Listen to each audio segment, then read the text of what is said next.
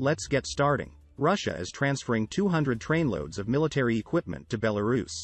Belarusian media resources report that, as of January 21, 2022, 33 trains with Russian military and equipment arrived in Belarus. The average number of cars in one train is 50 units, and the total number of trains with military equipment transferred to Belarus reaches 200. The fact that Russia began to send troops to Belarus for a joint exercise further increased the concerns about the invasion of Ukraine. The exercise, called United Solution, which will be organized by the two countries next month, will take place at a time when tensions rise in Europe and war concerns are experienced. The joint exercise will be held in western Belarus, on the border between Ukraine and NATO members Poland and Lithuania. Before the exercise, images showing the entry of Russian heavy weapons and military equipment into Belarus were shared on social media.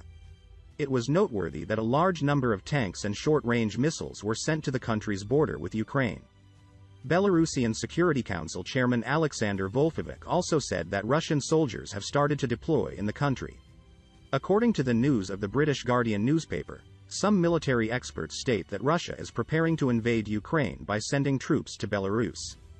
Belarusian President Alexander Lukashenko said at a meeting with military officials yesterday that Poland and the Baltic states have piled up more than 30,000 soldiers and a large amount of military equipment on the Belarusian border. Noting that there are nearly 10,000 U.S. soldiers on the territory of Poland and the Baltic countries, Lukashenko said, "What are the Americans doing here? Why are you approaching us or Russia?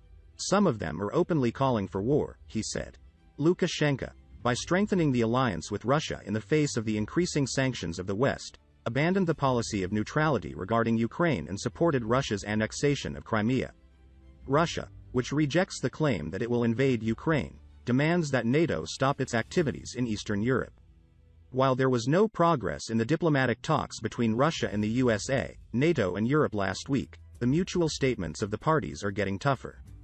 German Chancellor Annalena Baerbock said yesterday that she hopes the escalating tension will be resolved through diplomacy, but that Moscow will pay the price for its aggressive actions against Ukraine. It is noteworthy that only 2021 military echelons were involved in the largest Zapad 29 exercises.